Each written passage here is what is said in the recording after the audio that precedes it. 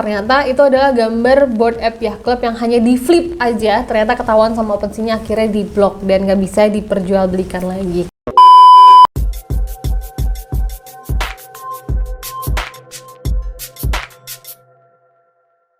Hai guys, ketemu lagi sama aku Indrianisa di NFT Academy Indonesia. Sebelum mulai, jangan lupa untuk subscribe YouTube kita di NFT Academy Indonesia dan jangan lupa untuk follow Instagram kita di @nftacademy.id.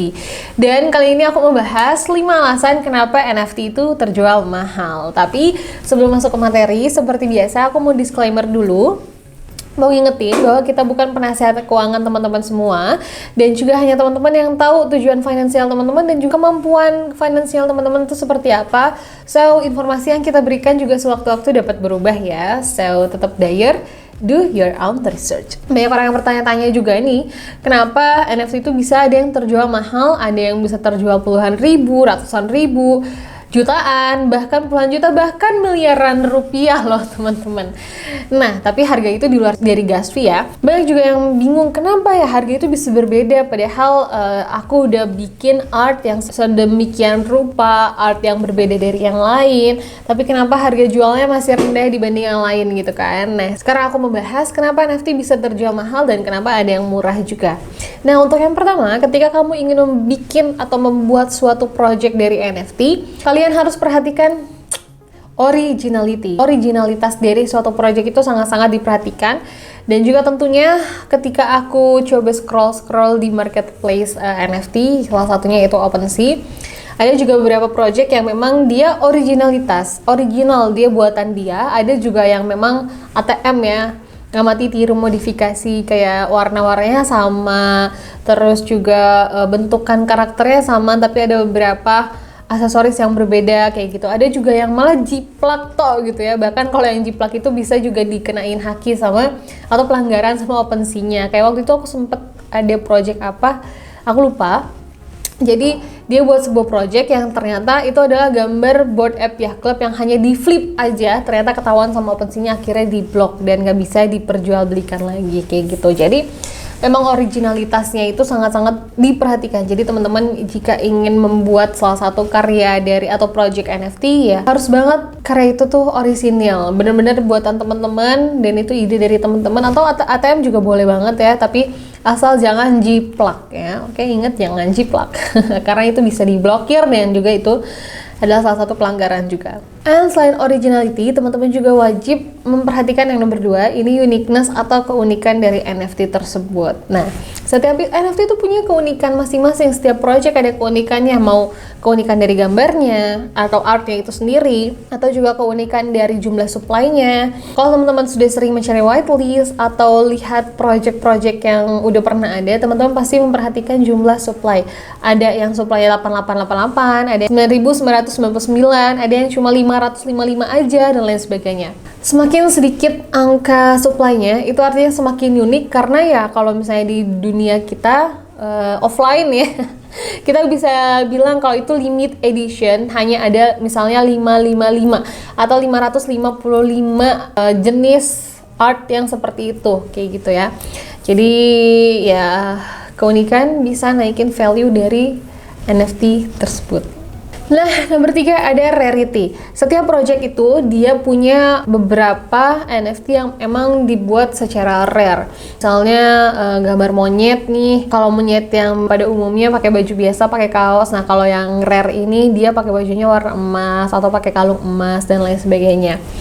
Rarity ini juga sangat-sangat mempengaruhi harga dari NFT-nya itu sendiri, karena yang bisa dibilang rare itu adalah langka ya. Jadi ketika kita memilikinya, orang lain nggak bisa punya itu juga. Jadi hanya ada satu orang pemiliknya itu di dunia. Jadi ya kenapa rarity itu mahal ya, karena hanya kita yang bisa memiliki itu gitu, dan ketika dijual kembali ya itu bisa menaikkan harga jual juga. Nah, tapi di per NFT itu sendiri memang kalau misalnya teman-teman di sini yang nonton sebagai pembeli ya, atau kolektor dari NFT itu sendiri, kita nggak bisa milih NFT, kita nggak bisa milih mau beli NFT yang rare pada di awal ya, ketika minting gitu nggak bisa, karena NFT ini sistemnya kayak gacha gitu. Jadi kita nggak bisa milih NFT yang mana. Jadi kita yang penting udah memiliki satu NFT, kemudian nanti ada reveal day day. Nah, ketika reveal day kita bisa tahu mana NFT yang langka. Kecuali kalau misalnya teman-teman beli dari secondary market, di mana si projectnya itu udah reveal, barulah teman-teman bisa beli NFT yang emang rare atau langka ya. Tapi harganya juga akan jauh lebih mahal dari harga minting gitu. Jadi kalau saran aku sih coba aja minting ya, karena kita nggak tahu, nggak ada yang tahu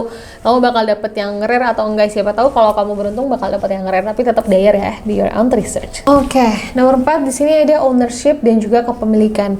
Kadang orang bingung kenapa NFT bisa mahal, kenapa harus beli NFT-nya, kenapa nggak screenshot doang. It's nggak semudah itu guys, karena di dalam NFT ini, NFT itu adalah sebuah aset yang memang digambarkan dengan sebuah gambar ya, atau musik, art, gift, dan lain sebagainya.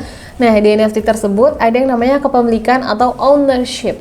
Dimana ketika kita memiliki salah satu gambar NFT, misalnya gambar projectnya Invisible Friend, nah disitu bisa di-track tuh siapa pemilik asli dari gambar tersebut ketika kita udah emang beli gambar tersebut gitu ya. Karena di NFT ini ada blockchain yang saling terkait yang akhirnya bisa diketahui ID dari pemilik gambar tersebut. Contoh, kalau dalam kehidupan asli ya, kita bicara di luar digital, di luar NFT. Kalau dalam kehidupan asli ada sebuah pelukis yang dia menjual artnya, itu Pablo Picasso misalnya.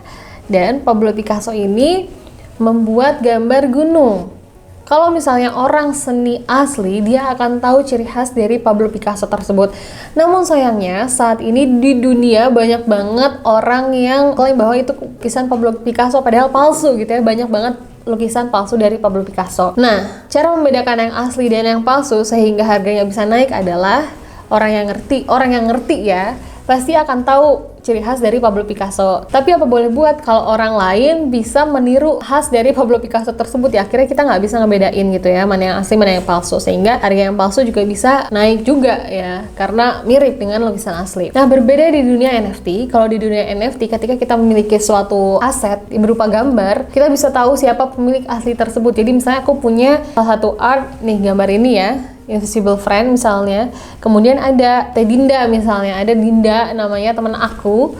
Dinda mengaku-ngaku bahwa dia adalah pemilik dari NFT tersebut, akhirnya di screenshot, dipasang di profile picture WhatsApp, Instagram, dan lain sebagainya. Dia mengaku-ngaku ya, panitanya dia mengaku-ngaku art tersebut. Nah, tapi kalau orang yang emang pinter dan tahu mengenai NFT ini, dia akan mencari tahu bener nggak sih kalau gambar itu punya Dinda gitu ya. Dan ternyata pas dilihat di akun OpenSea-nya misalnya, ternyata itu bukan punya Dinda dan ternyata itu pemilik aslinya adalah Indri kayak gitu. Jadi di situ kita bisa tahu dari gambar tersebut siapa pemilik aslinya. Jadi nggak bisa diakuin gitu ya. And the last one, number 5, ada kegunaan atau utility. Jadi setiap project di NFT itu selalu memiliki utility atau utilitas yang memang NFT tersebut tuh bukan hanya gambar, tapi juga ada kegunaan di belakangnya. Utility setiap project itu masing-masing ya berbeda-beda. Ada yang memang utility-nya bisa untuk main game, ada yang emang bisa jadi akses suatu pameran, akses suatu museum, atau juga ada yang utilitasnya adalah nanti si holdersnya akan dapatkan dividen atau passive income ke depannya. Terus juga ada yang masing-masing lah, berbeda-beda lah. Nah, yang paling menarik adalah di NFT ini, ketika kita memiliki sebuah NFT, bukan hanya utilitas dari main game aja atau dividen aja, tapi juga yang lebih luas dari situ adalah networking. Jadi dari NFT kita selain membeli NFT itu untuk kembali uang lagi bukan, tapi juga untuk networking juga. Gitu. Jadi ketika kita memiliki salah satu project, misalnya project Invisible Friend lagi deh ya, misalnya Invisible Friend. Nah, Invisible Friend ini tuh dimiliki oleh para whale di Indonesia, para whale di secara global juga. Nah, ketika aku beli Invisible Friend, secara nggak langsung aku juga bisa berteman sama mereka, akhirnya bisa sharing, terus juga masuk di circle-nya mereka dan lain sebagainya. Dan itu networking adalah salah satu hal yang paling mahal yang bisa kamu dapetin di sini juga. Gitu. Nah, masih bertanya-tanya nggak kenapa NFT mahal gitu ya? Karena dibalik semua itu ada kegunaan dan juga keunikan tersendiri dari NFT, dan balik lagi NFT ini adalah aset ya teman-teman. So guys, ini dia video hari ini. Jadi teman-teman jangan lupa juga untuk subscribe YouTube kita di NFT Academy Indonesia, dan jangan lupa juga untuk follow Instagram kita di @nftacademy.id supaya teman-teman dapat informasi update mengenai dunia per NFT, blockchain, metaverse, or something else ya. Aku Indra Nisa, see you on the next video. Bye bye.